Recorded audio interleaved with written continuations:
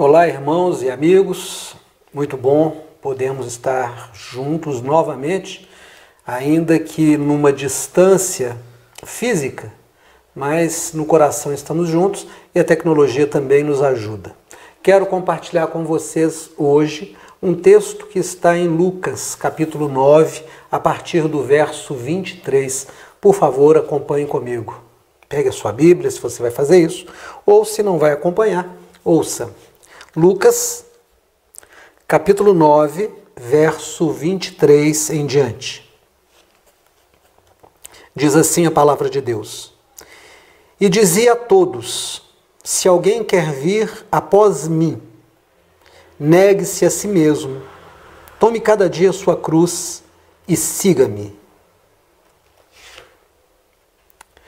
Texto pequeno, mas profundo, que nos oferece a possibilidade de uma reflexão a partir daquilo que temos vivido nesse momento, nesses dias aqui no Brasil e no mundo. O planeta Terra passa por essa pandemia que é conhecimento de todos e a cada momento a gente tem informações novas, a cada momento a gente fica com o coração na boca, porque vê o número de mortos crescendo, vê a velocidade com que essa pandemia acontece, como chega rápido, como infecta pessoas. E estamos vivendo um momento de isolamento social na tentativa de diminuir a velocidade de contágio e assim fazer com que o sistema de saúde possa aguentar e dar suporte a todos que precisarem e não venha sucumbir, mas não deixa de ser algo bastante penoso para nós todos, mas necessário. Esse texto, ele faz uma proposta. Jesus faz uma proposta. Ele diz, se alguém quer vir após mim, negue-se a si mesmo, tome a sua cruz e siga-me. Quando ele diz negue-se, não é? Negue a si mesmo, ele traz para nós a possibilidade de pensar no que é negar a si mesmo. Durante muito tempo, muitos pregadores e muitas pessoas advogaram a ideia de que negar a si mesmo é você escolher entre os seus próprios desejos e aquilo que a moral vigente diz que é certo. E aí a gente vive aquela tensão entre o desejo e a norma, e nesse espaço é que surgem as decepções, as doenças, as acusações, as coisas mais difíceis que a natureza humana tem experimentado. Somos sujeitos de desejo, sujeitos ao desejo, de muitos desejos, mas também somos sujeitos sociais, guardados por normas, limitados por regras. E nesse espaço é que nós nos debatemos com esse mandamento, negar a si mesmo. Mas há uma outra forma de pensar isso aqui. Eu quero chamar a atenção para o individualismo que, como sociedade, nós temos vivido já há muito tempo. Há muito tempo nós temos nos tornado pessoas extremamente individualistas. O que significa a palavra indivíduo? A palavra indivíduo vem da palavra átomo, que significa indivisível. Indivisível, indivíduo.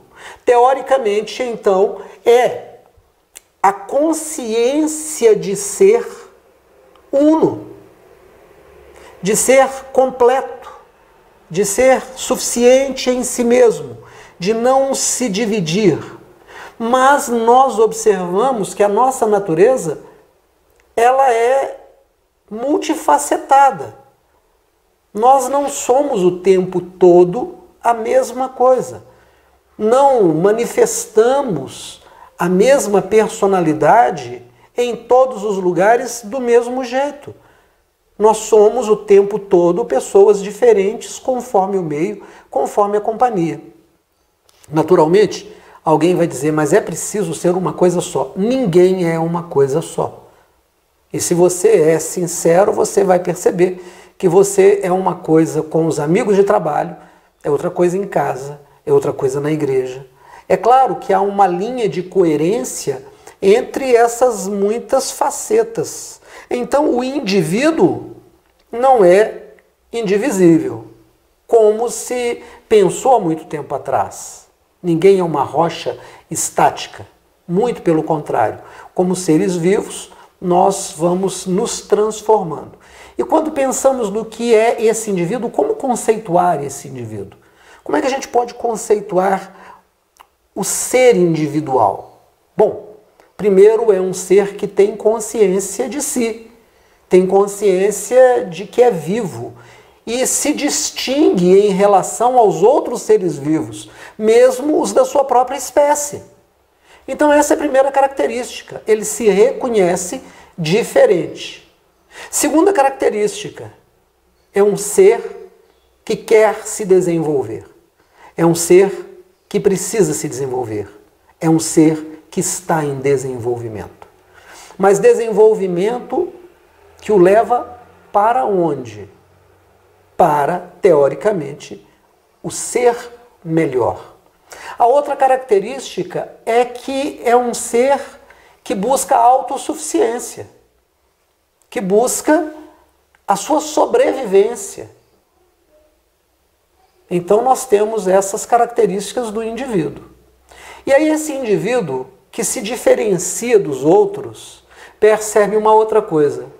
Sem o outro, ele não é. Eu só sei quem sou porque o olhar do outro me descreve. Porque a fala do outro me faz ouvir quem eu sou. Eu me reconheço quando reconheço o outro. O indivíduo só se reconhece quando reconhece o outro. E ele percebe que sozinho ele não é suficiente. Ele precisa da cooperação do outro e cooperar com o outro. Então ele percebe logo que juntos são suficientes, mais suficientes, são mais fortes, são melhores. A outra característica do indivíduo é da preservação. O indivíduo quer existir. O indivíduo quer continuar existindo. E ele continua existindo em comunidade, no coletivo, com o outro. Eu até gosto de brincar com a palavra desenvolvimento. Nós nos desenvolvemos, nós saímos das cavernas, nós conquistamos o espaço, nós conquistamos os mares, nós atravessamos o mundo, nós produzimos comida, nós produzimos conhecimento. Sempre um nós. Mas nós só nos desenvolvemos porque lá atrás nos envolvemos uns com os outros. Num processo de cooperação, num processo de valorização do outro e de autovalorização por consequência. Ou de autovalorização, mas também valorizando o outro, para que juntos pudéssemos nos desenvolver. Nos envolvemos para nos desenvolvermos. Esse homem, indivíduo, que no outro se percebe, se fortalece, se sustenta, se melhora, ele tem uma decepção. Porque esse outro também não permanece, esse outro também é finito, esse outro também acaba, esse outro também é limitado no seu conhecimento e no seu reconhecimento. Então, mesmo no coletivo, mesmo nessa associação com o outro, mesmo nesse envolvimento, esse ser coletivo se decepciona e se desespera com a sua própria finitude, se desespera com o perigo que sente de acabar, o não saber o que será após esse fenômeno chamado morte. Ele se desespera por não saber o que é antes desse fenômeno chamado nascimento, chamado vida. E mesmo se associando, ele sofre a dor da morte. O momento que nós estamos vivendo é um momento bastante interessante, porque jogou na cara de todo mundo que a morte está logo ali na esquina. Na medida em que nós nos desenvolvemos tecnologicamente, nós conquistamos tantas coisas como a gente hoje tem, eu e você sabemos, não preciso citar, nós nos desenvolvemos em relação ao envolvimento que produzimos por séculos. Nós não somos mais pessoas que consideram o outro. Não amamos o próximo como a nós mesmos, amamos apenas a nós mesmos. O outro que se dane. Então, se eu tenho 2 laranjas e o outro está com fome, ele que morra de fome. Eu perco uma laranja se eu não der conta de comer as 2. Nós deixamos de nos envolver. Nós nos tornamos individualistas. E você, com certeza, já percebeu o tamanho do muro que cerca a sua casa, a cerca elétrica, a cerca de arame farpado que tem em cima do muro, junto com a cerca elétrica. Aquele cara da motocicleta que tem que passar buzinando de 2 em 2 horas da madrugada para dizer que ele está olhando a sua casa. Os serviços das empresas de vigilância. O clamor público e a promessa do serviço público de colocar mais policiais na rua, de construir mais presídios. O número de miseráveis que nós não vemos é crescente porque eles se tornaram invisíveis. Então nós deixamos de nos envolver porque nós nos desenvolvemos tecnologicamente. Paramos de pensar na morte porque valorizamos os prazeres da vida. E de repente, esse vírus que surge, parece, a partir de uma cidade da China e se espalha pelo mundo, e que não respeita nada, como eu disse domingo passado. Ele não respeita a arminha, ele não respeita o dinheiro, ele não respeita a patente, ele não respeita o orgulho. Ele entra, ele sufoca, ele mata sem ar. Não importa quanto dinheiro você tenha para comprar respiradores. Ele pode deixar você sem a possibilidade de respirar com respiradores. Então, de repente, nós temos como única alternativa ficar dentro de casa. Não devemos nos reunir na rua em grupos, não devemos nos encontrar em grupos no bar, no cinema, no mercado, no ônibus. Porque o contágio é uma verdade e mata. E aí nós nos recolhemos aos nossos lares e de repente nós descobrimos uma coisa. Gente, não é que meu filho é um cara legal? Gente, essa minha esposa, engraçado, há muito tempo eu não lembrava mais do riso dela. Meu marido é tão inteligente. Gente, que talento essa pessoa tem. A gente não conversava, a gente voltou a conversar, a gente voltou a tomar café junto, a gente voltou. E de repente você começou a sentir falta do outro. Eu comecei a sentir falta do outro. E o vizinho parece ser tão mais legal. A gente começou a perceber o que é individualidade. Individualidade no outro. Mas há um medo. O medo é: nós vamos sair dessa? A gente ouve notícias de centenas morrendo por dia na Itália, na Espanha. A gente ouve que países modernos, Estados Unidos, têm o maior número de pessoas doentes. A gente tem visto navios se transformando em hospitais à espera de doentes, centros comunitários, aviões para buscar pessoas, caminhões levando cadáveres, atravessando avenidas na madrugada, na noite, comboio. E aí a gente faz uma pergunta para a gente mesmo: nós vamos sair dessa? Nós vamos sair dessa? E aí a morte está logo ali. E aí a gente percebe uma coisa: eu e você. Você e o outro. Esse indivíduo e o outro também não são suficientes para garantir seu próprio desenvolvimento, sua própria consciência de ser no mundo, a sua suficiência.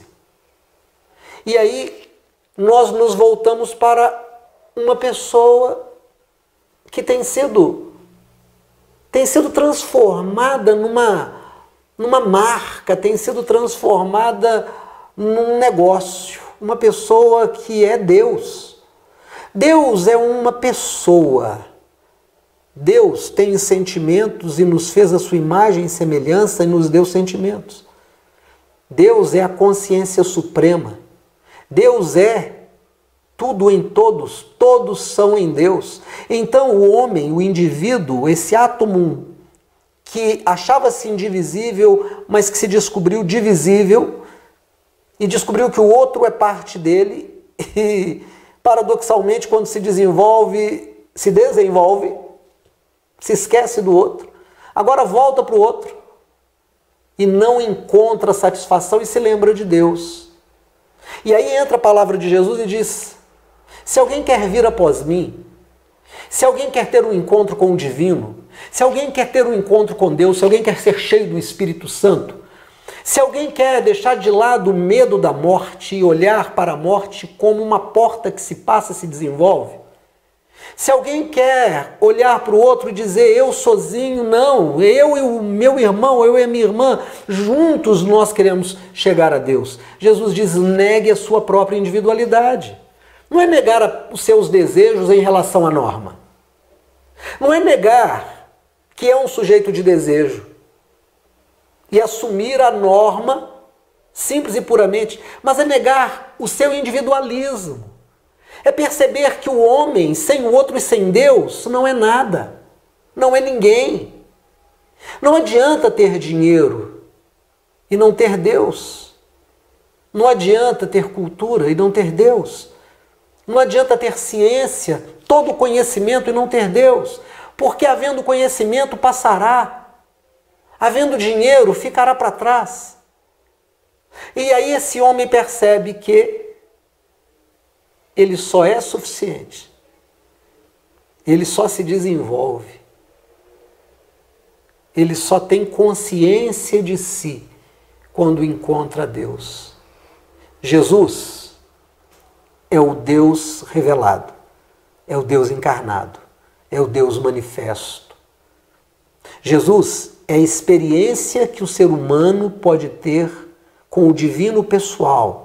É o Deus encarnado, é o Deus que veste carne, que anda conosco, que fala conosco, que se importa conosco, que nos estende a mão, mas Ele nos mostra o caminho. Se alguém quer vir após mim, se alguém quer vir para ter um encontro comigo, andar como eu andei pelo caminho que eu ando, negue sua própria individualidade. E no caminho entre o indivíduo e eu, Deus, é Jesus falando, você encontra o outro. Quais são, Senhor, os dois grandes mandamentos? Amar a Deus sobre todas as coisas. Vir após mim, diz Jesus. E ao próximo como a ti mesmo. Então, entre o indivíduo e Deus, tem que ter o amor ao próximo.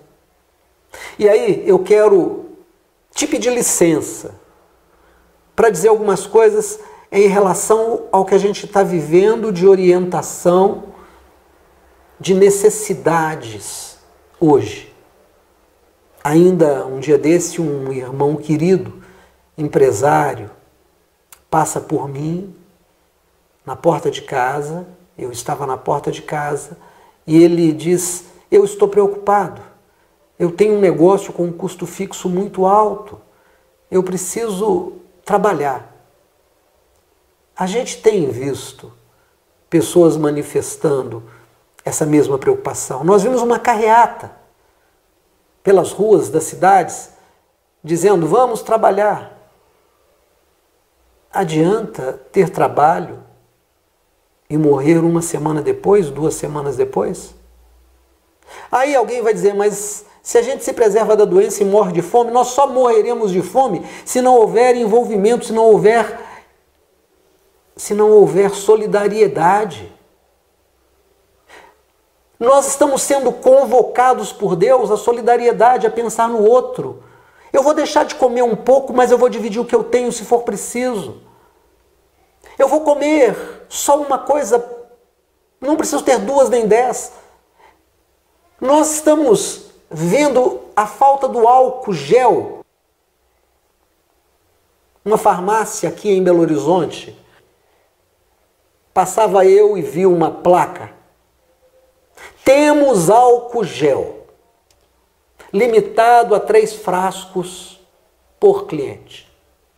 Entrei, o segurança na porta já querendo borrifar na minha mão um álcool. Eu perguntei, só quero saber quanto custa esse álcool gel. R$16,90. Eu vou arredondar para R$17. Eu perguntei, qual a quantidade? 250 ml. 1/4 de litro a R$17 significa R$68 o litro. Considere comigo, uma empresa extrai petróleo do fundo da terra, cru, uma estrutura gigantesca, milionária, muitos funcionários. Precisa processar, refinar, transformar isso em combustíveis, entre eles gasolina.